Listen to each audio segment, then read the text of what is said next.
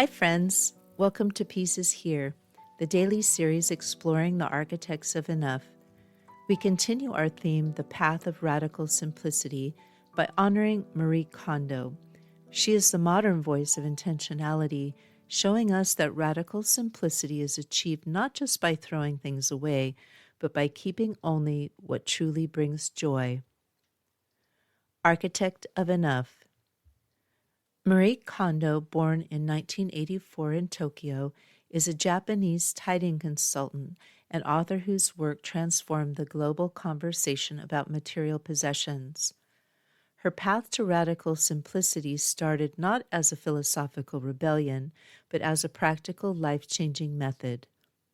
Her KonMari Method requires a dramatic shift in mindset.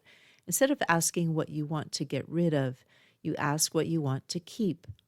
You handle every single item you own, from clothing and books to sentimental objects, and ask one question: does this spark joy? This simple question is revolutionary. By prioritizing joy, Kondo shifted the focus of minimalism from guilt and austerity to gratitude and intentionality. If an item doesn't spark joy, you thank it for its service and then you let it go. This process cleanses the physical space and frees the mind from clutter's anxiety. Kondo taught that when you surround yourself only with items that affirm your best self, your life gains clarity and focus. The external simplicity of a tidy home directly leads to the internal simplicity of a peaceful mind.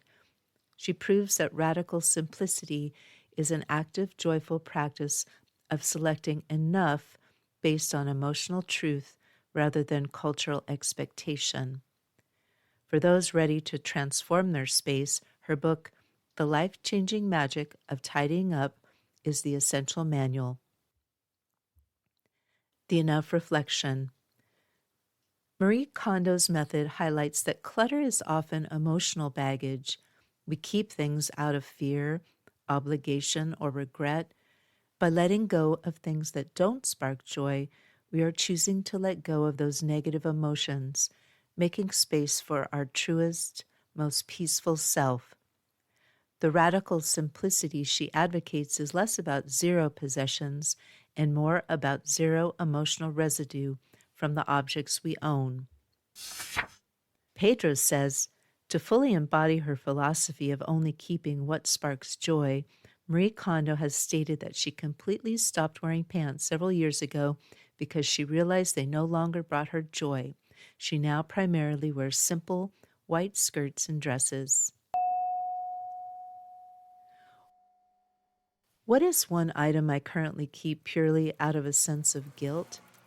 That is a gift I never liked, a project I never finished. If I were to apply the Spark Joy test to my schedule or my relationships, what would I lovingly let go of? This reminds me of one of the tips in Peace Stuff Enough, the new companion book to One More Year. You can find it and follow the Kickstarter at aviskalfsbeck.com/Kickstarter.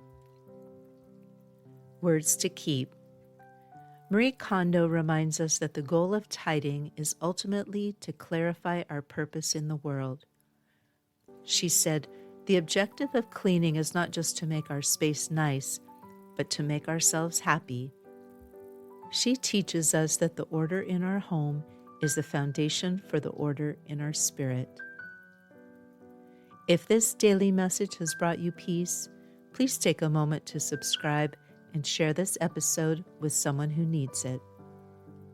That was the life and wisdom of our architect of enough for this episode. If their story has inspired you to seek your own path to less consumption and more contentment, then please step off the treadmill with me. Let's learn from the architects of enough and discover together that for our planet, for our community, and for ourselves, peace is here.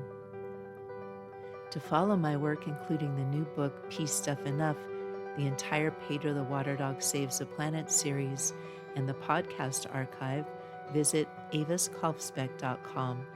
That's also where you can find the link to my current Kickstarter. Our music is Dalai Lama Riding a Bike by the talented Javier Peque Rodriguez. You can find links to his music on Spotify and Bandcamp in the show notes. Thank you again. Listen for the peace.